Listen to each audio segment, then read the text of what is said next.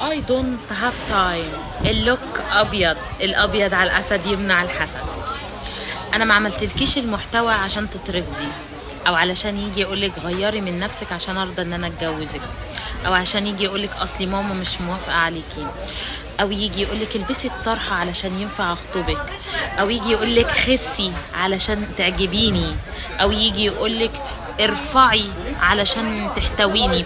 تعالي معايا في الريل ده واسمعي الكلام اللي انا هقوله، عشان انا بقولك الكلام من الاخر وابو اخر معايا من الاخر. في بدايه الفيديو احنا وي دونت هاف تايم. طيب اللهم صل على النبي، الله اكبر، اللهم صل على النبي.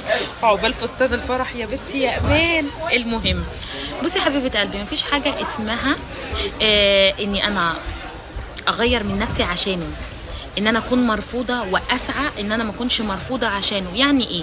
يعني ما بقاش مرتبطه بشخص يجي يقول لي لا لازم تخسي عشان خاطر انا اتجوزك.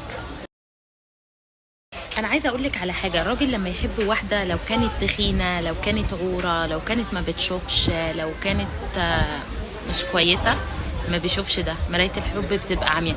زي ما انت ممكن يكون بخيل، ممكن يكون شكاك، ممكن يكون نسوانجي، ممكن يكون ابن كلب، بتبقي شايفاه توم كروز، هو بيبقى نفس الفكره، بيبقى مش شايف اي عيب ليكي.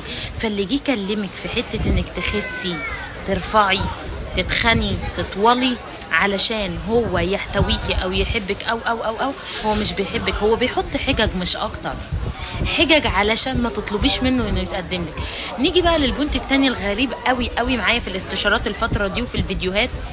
اصلي اهله مش راضيين عني، اصلي مامته مش عايزاني، اصلي اخته مش عارفه مالها. حبيبه قلبي ما يولعوا. هو فين الذكر اللي انت هتتجوزيه؟ رايه فين؟ ما هو اللي هيتجوز.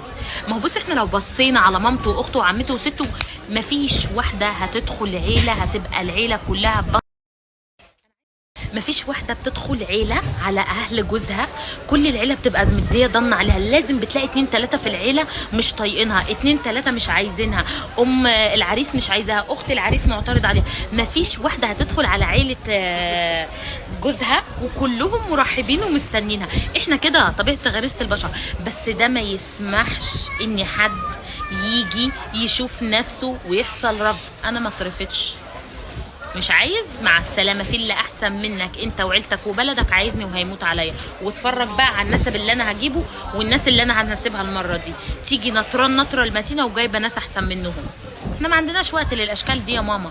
لكن تبقي عايشه عمرك كله بتراضي ناس زي دي عشان يقبلوا بيك. ما شاء الله عنهم ما قبلوا، ولا هو ان شاء الله عنه ما قبل. ما هو لو راجل هيختار، طب لو مش راجل مش هيختار يا حبيبتي.